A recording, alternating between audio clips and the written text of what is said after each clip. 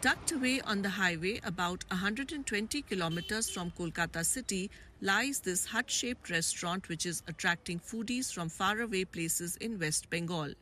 Mother's Hut offers a unique dining experience for customers with a staff of robots ready to serve guests. আমি এটা নিয়ে সম্ভবত 3বার এলাম।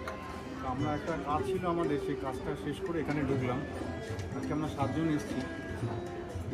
যেটা রোবোটিক, যেটা একটা ব্যাপার আগের দিন দেখলাম, ভালো লাগলো। মানে ম্যানুয়াল যে সার্ভিসিং ব্যাপার প্লাস রোবটের যে একটা সার্ভিসের ব্যাপার, এই ব্যাপারটার মধ্যে ডিফারেন্স যেটা, সেটা হচ্ছে ভুল হচ্ছে না।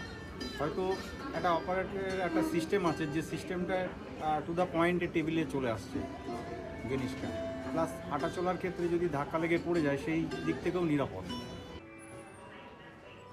Of late, this restaurant has become one of the sought-after eateries as a bunch of robots stay ready to cater to the needs of customers with well-programmed movements.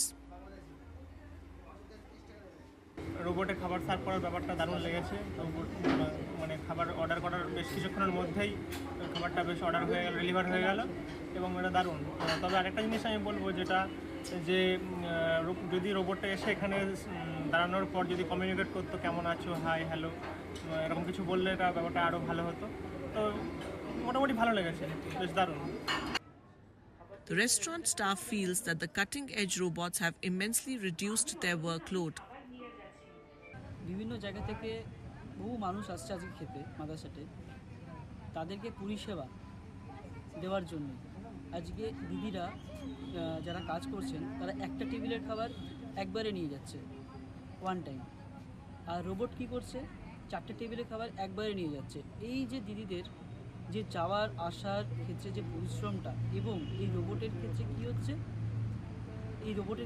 হচ্ছে, একবারে 4টে টেবিলের খাবার একেবারে নিয়ে যাচ্ছে, তাতে তাদের পরিশ্রমটা কমছে। তাছাড়াও এই যারা দূর থেকে যারা খেতে আসছে, তাদেরকে পরিষেবাটা আমরা আরও আগের থেকে আরও বেটার করতে পেরেছি, ভালো সার্ভিস দিতে পারছি।